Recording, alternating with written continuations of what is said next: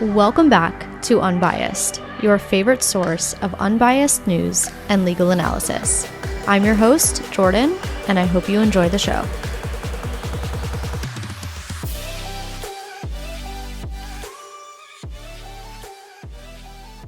Welcome back to Unbiased. Today is Tuesday, February 6th, 2024. This episode was recorded yesterday around 5 p.m. Eastern Time. I have two deep dives for you today, then we'll get into some quick hitters and then one-liners, and that'll be today's episode. If you love what you hear today, please go ahead and leave me a review on whatever platform you listen. I ask this of you every show, but it's for those of you who haven't done it already. It really helps support me. And of course, if you're a YouTube watcher, just go ahead and hit that thumbs up button, subscribe to my channel. Both of those things really help me out. So thank you in advance. Let's not waste any time. Let's just get into today's stories. On Sunday night, the Senate released the contents of a long-awaited 370-page bill called the Emergency National Security Supplemental Appropriations Act of 2024. It's a mouthful. It'll go to a vote later this week. It specifically deals with border security and foreign aid. And a lot of people are kind of referring to this bill as a border bill or a border security bill. But it's important to note that the bulk of this bill is for foreign aid. So there is a portion of the funds that are going towards border security. But again, mostly it's going to foreign aid. So this is how the bill breaks down. $60 billion in aid to Ukraine, $20 billion for border security, $14 billion to Israel, about $10.7 billion in humanitarian aid for Gaza, $2.3 billion for operations around the Red Sea, and roughly $4.8 billion to the Indo-Pacific. In total, the bill includes roughly $12 billion more than President Biden had initially asked for back in October. You remember that $106 billion foreign aid package. Well, the difference between that request and this new bill is about $7 billion more for border security specifically, a little bit more for humanitarian aid to Gaza, and now there is some thrown in there for the Red Sea, which wasn't a particular issue back when Biden requested money from Congress back in October. So let's first talk briefly about the money to the foreign countries, and then we'll dive into the border provisions and what that says.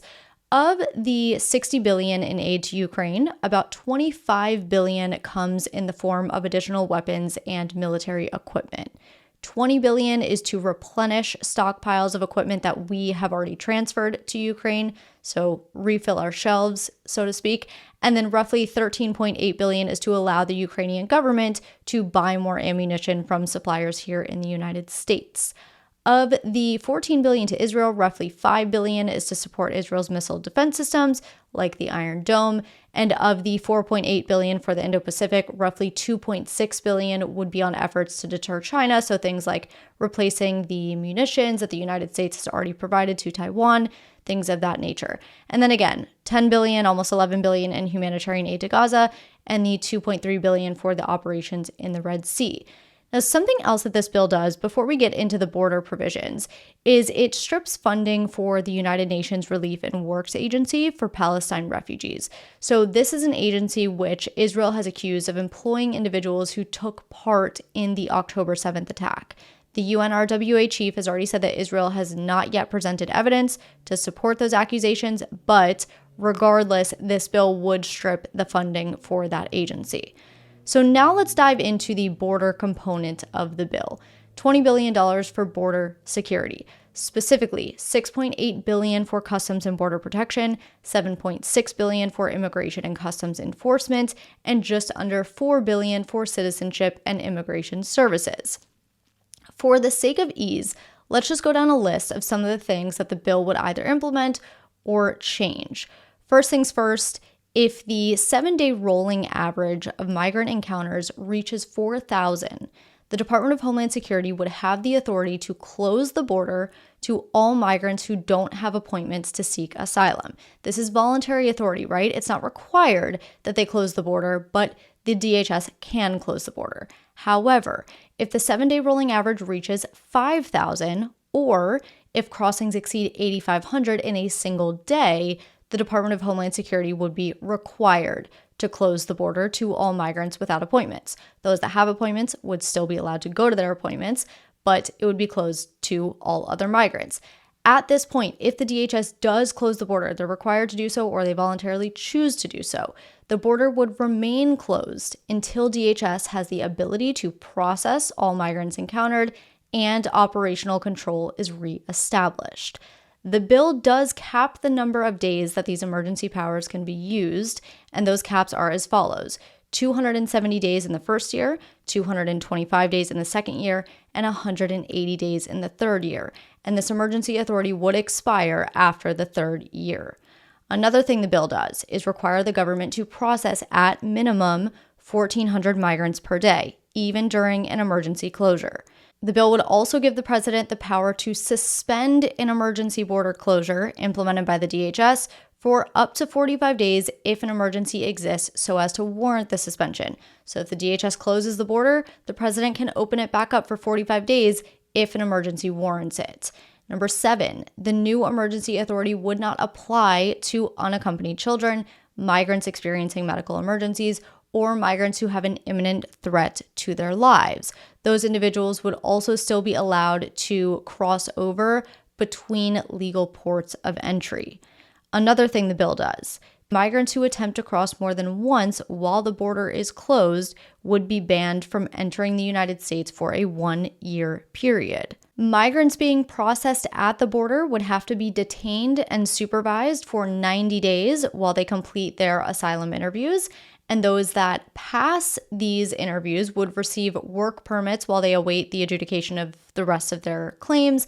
And those that fail or those that are rejected would be immediately removed and sent back to either their home country or Mexico. So this is the provision that some people are saying or arguing ends catch and release. And others are saying it doesn't end catch and release. But here's where the debate lies.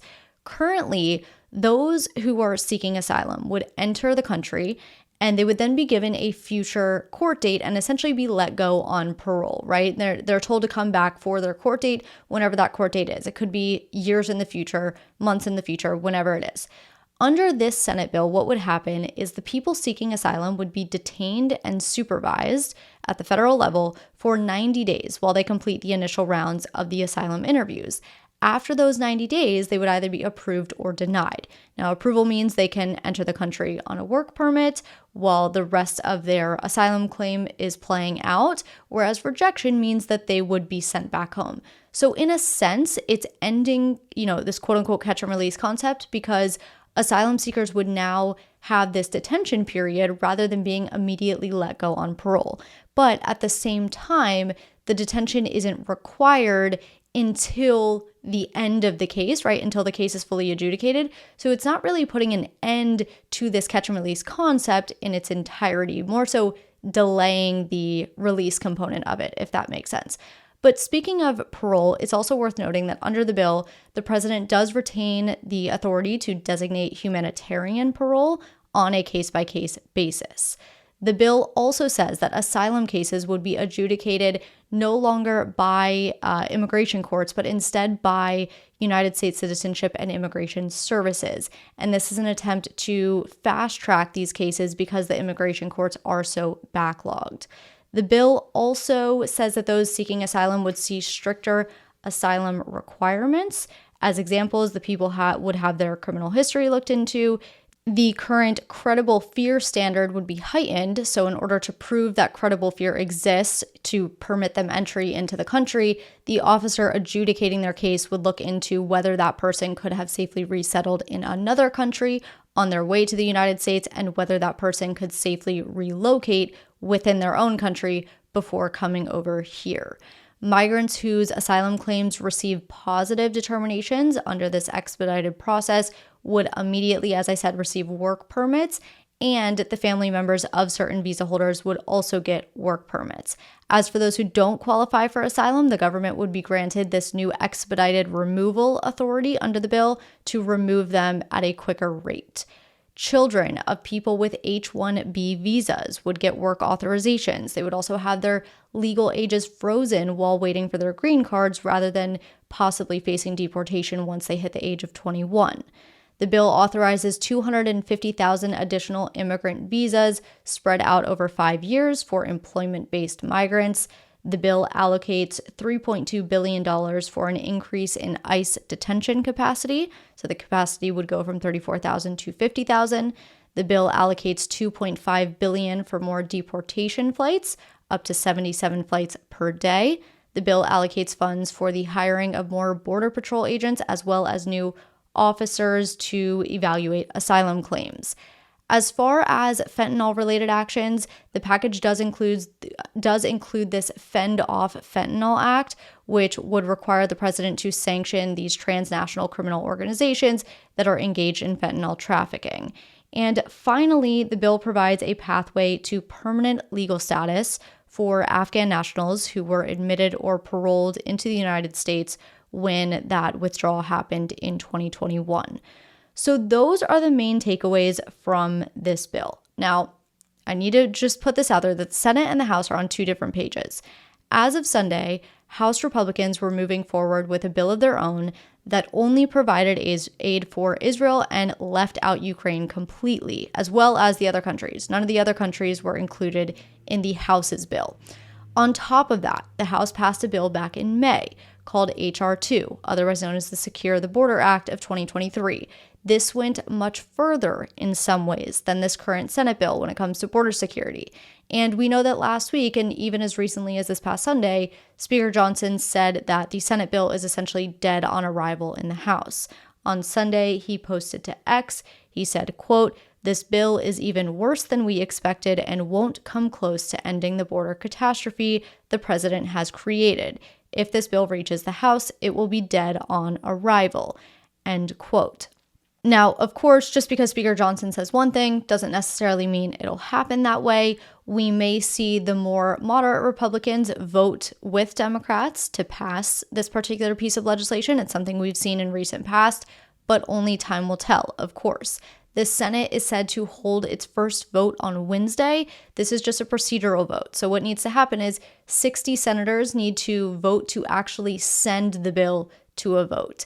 And then from there, if it passes that procedural vote and it actually, goes to the floor for a vote, the Senate could vote on the actual text of the bill that same day, potentially Thursday. Maybe it's pushed to Friday. And then, of course, if it passes the Senate, it would go to the House. So let's get into our second deep dive, which is about Fani Willis and the accusations that were launched against her by some of the defendants in the Georgia election interference case. A few weeks ago, I reported on these affair allegations involving Fulton County District Attorney Fani Willis and the special prosecutor in the case. Specifically, some of the defendants, including Donald Trump, filed motions to dismiss in their respective cases, seeking to not only disqualify Fani Willis from the cases, given that she had an inappropriate relationship with the special prosecutor who is prosecuting these defendants, but also, just dismiss the indictment entirely based on this relationship. And at the time that the motions to dismiss were filed, the DA's office said that Fani Willis would respond to these accusations with a court filing of her own, which she did file on Friday, and here is what she says.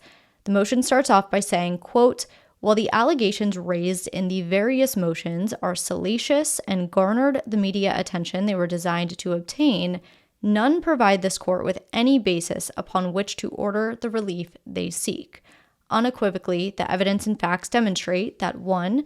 District Attorney Willis has no financial conflict of interest that constitutes a legal basis for disqualification.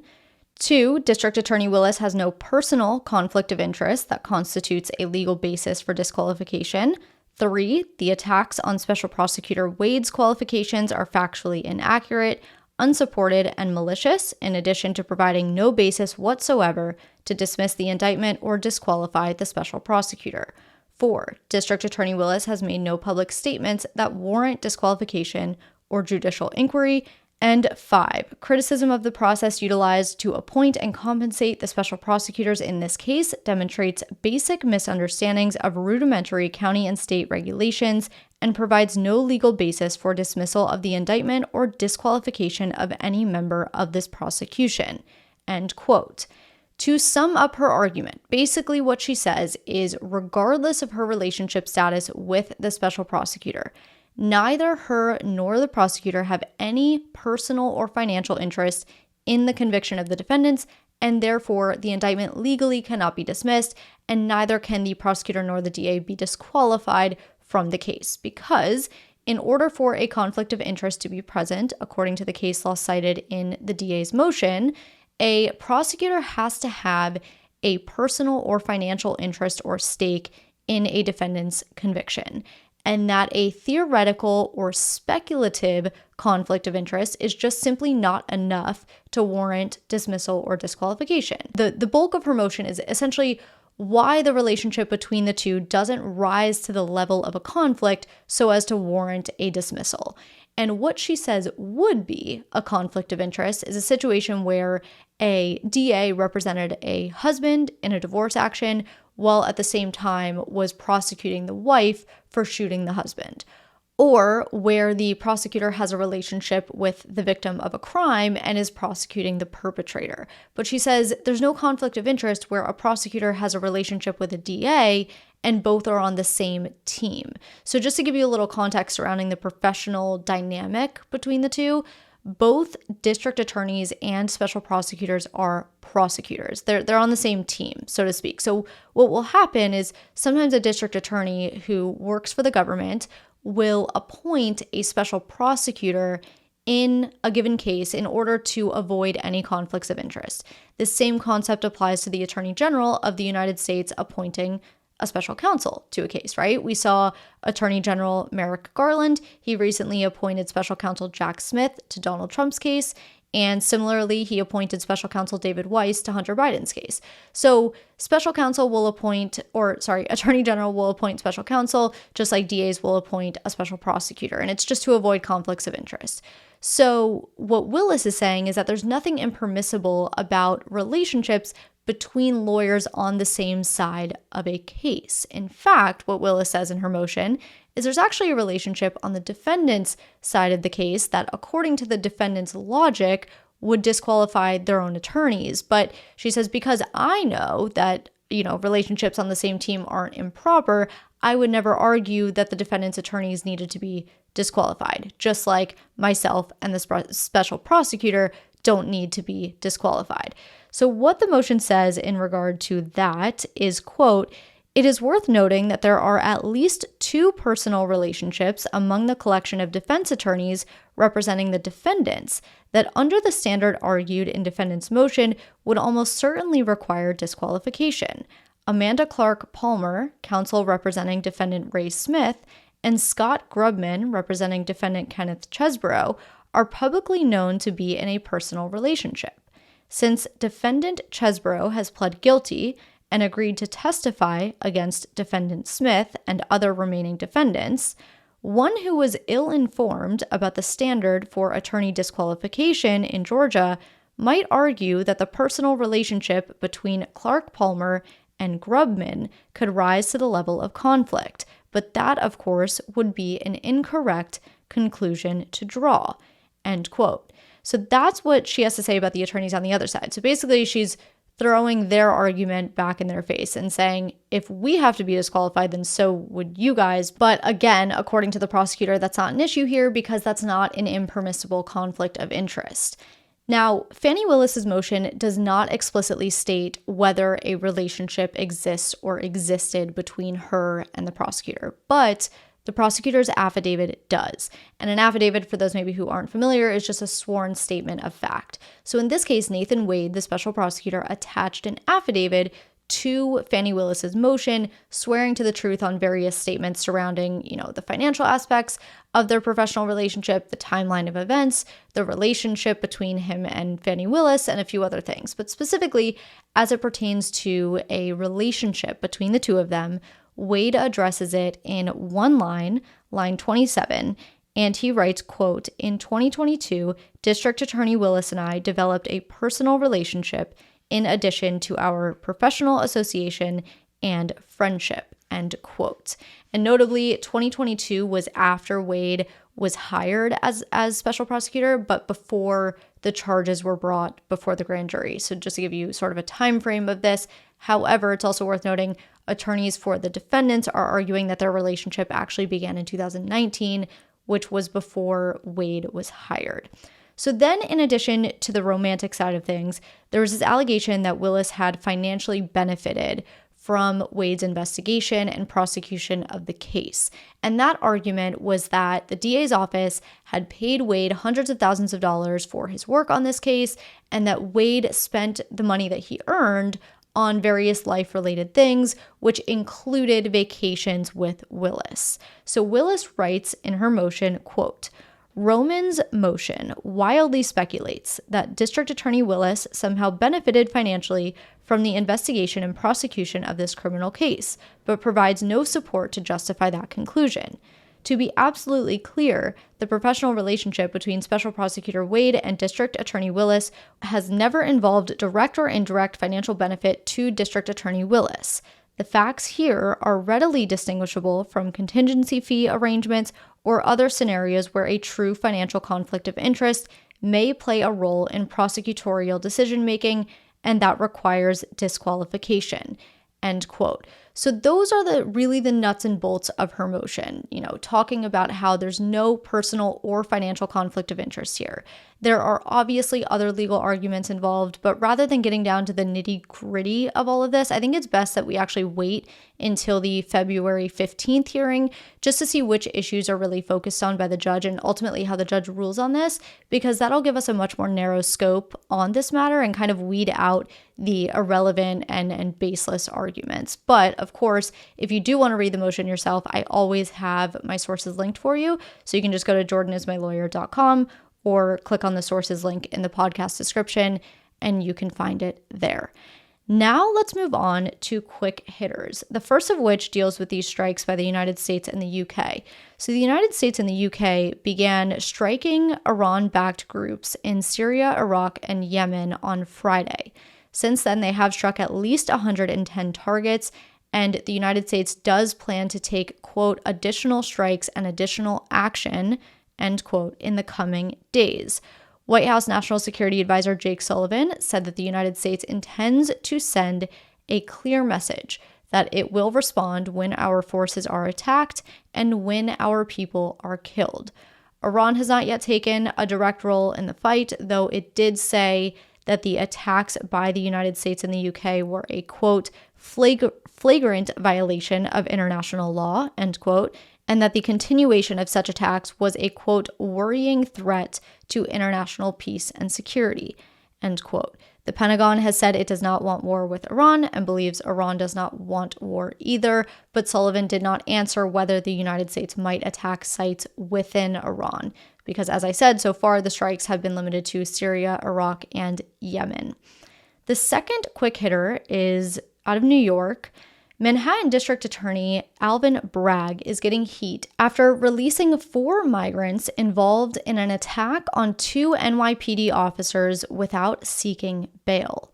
On January 27th, NYPD officers were trying to move an unruly crowd outside of a building in Times Square when one person became confrontational. Surveillance video shows the officers talking with a group of men. They then try to arrest one of them, and that's when the other men begin kicking the officers.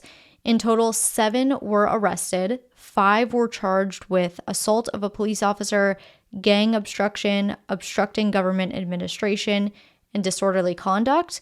And then days later, 2 others were charged with robbery and felony assault. However, the DA's office did decline to prosecute one of them because he says there's just not sufficient evidence to do so. So here's what happened. Because of current bail laws in New York, 4 of the first 5 men to be arrested were released without bail. And now these men are gone. They're nowhere to be found. The New York Police Department thinks at least 4 of them fled to California. They do have a March court date, but again, they were let go on their own recognizance. So they are now said to be potentially in California. They got on a bus.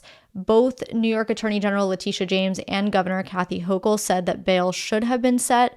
Hochul suggested that they should be sitting in Rikers right now, but the Manhattan DA did not seek bail. The DA's office has not yet commented on the suspects' immigration statuses, and it is unclear whether the FBI is currently searching for these men. The third quick hitter and the final quick hitter I have is about Senator Ted Cruz, who is proposing a bill amendment to a big aviation bill being marked up by a Senate subcommittee this week that would offer lawmakers, cabinet members, and federal judges a dedicated security escort at airports, as well as expedited screening outside of public view. Cruz said that this amendment is needed to ensure political VIPs aren't endangered as they pass through public spaces in airports. The current draft of the bill, and again, this is just a proposal, tasks TSA with the escort duty, but does allow TSA to tap on local law enforcement to provide the escort. So then the cost would be on local law enforcement. And now let's finish off with some one-liners.